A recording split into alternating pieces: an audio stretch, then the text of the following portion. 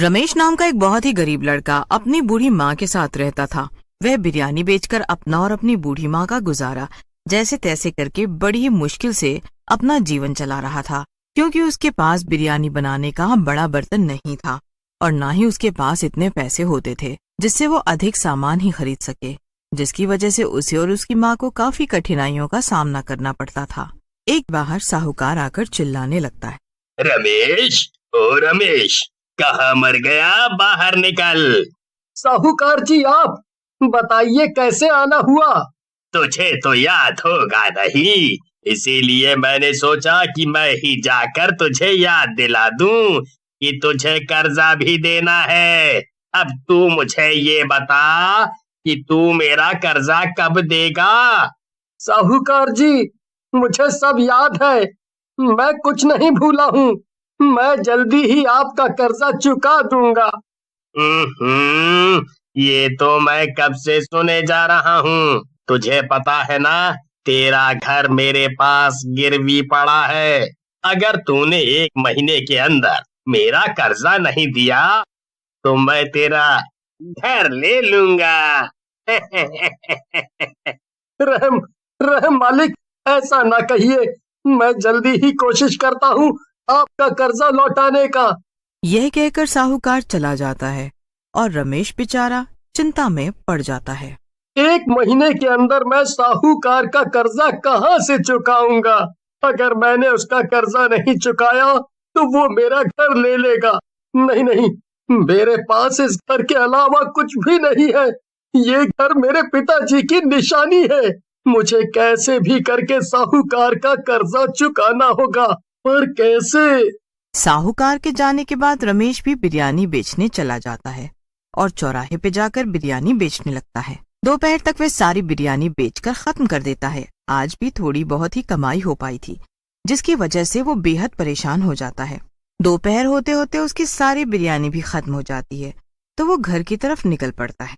पूरे रास्ते वो बस यही सोचता जा रहा था कि वो साहूकार का कर्जा कैसे चुका पाएगा। तभी रास्ते में पीपल के पेड़ के नीचे से फिर वो मटका वो अपने ठेले पर रखकर घर चला जाता है और जब वो घर पहुंचता है तो अपनी माँ को नीचे जमीन पर गिरा देखता है। रमेश जल्दी से अपनी माँ को सहारा देकर उठाता है और उन्हें पलंग पर लिटा देता है। वो देखता है कि उसकी माँ को बहुत तेज बुखार है। रमेश के पास जितने भी पैसे थे वे उनसे अपनी माँ की दवाई ले आता है और जो उसके पास थोड़े बहुत पैसे बचते हैं उससे वो अपनी माँ के लिए खाने के लिए कुछ ले आता है। उसके सारे पैसे दवाई और खाने में खर्च हो जाते हैं और बिरयानी बनाने के लिए उसके पास कुछ नहीं बचता। फिर वो तभी कुछ देर बाद ही उस मटके से फिर से वही भूतिया आवाजें सुनाई देने लगती हैं, मगर इस बार वो बुरी तरह डर जाता है।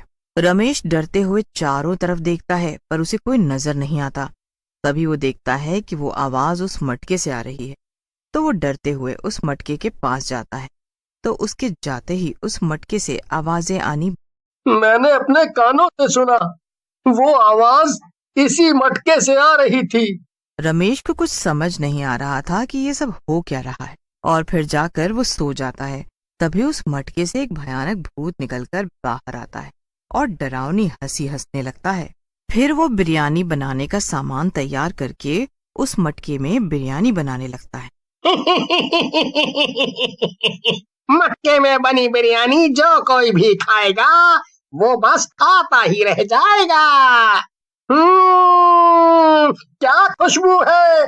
अब आएगा मजा मेरे मटके में बनी बिरयानी खाने वाले लोगों को। बिरयानी की खुशबू लेने के बाद वो भूत हंसने लगता है और फिर सुबह होने से पहले वो उस मटके में बिरयानी देखकर हैरान रह जाता है। बिरयानी है? पर मटका तो बिल्कुल खाली था। फिर मटके में बिरयानी आई कहाँ से? और इस बिरयानी की खुशबू तो बड़ी ही अच्छी आ रही है। सही है, अब मैं इसे जल्दी से चौराहे पर बेचने चला जाता हूँ। फिर रमेश मटका बिरयानी को अपने ठेले पर रख उसे चौराहे पर बेचने चला जाता है और ठेला खड़ा करके वो बिरयानी बेचने लगता है।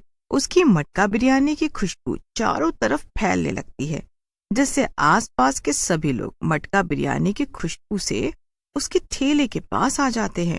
क्या बात है रमेश भैया, आज तुम्हारी बिरयानी की खुशबू तो बड़ी ही अच्छी लग रही है। ये सुनकर रमेश खुश हो जाता है।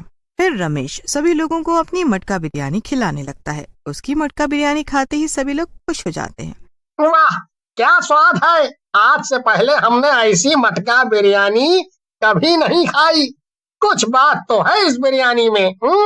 इसी तरह रमेश के ठेले पर और भी आदमी बिरयानी खाने आ जाते हैं और उसकी मटका बिरयानी खाने लगते हैं। जो भी मटका बिरयानी खाता है उसकी तारीफ किए बगैर नहीं रहता और इसी तरह शाम होने से पहले ही उसकी सारी मटका बिरयानी खत्म हो जाती है और उसकी कमाई भी अधिक होती है, जिससे वो बड़ा ही खुश होता है। फिर रमेश जल्दी से ठेला लेकर घर आ जाता है।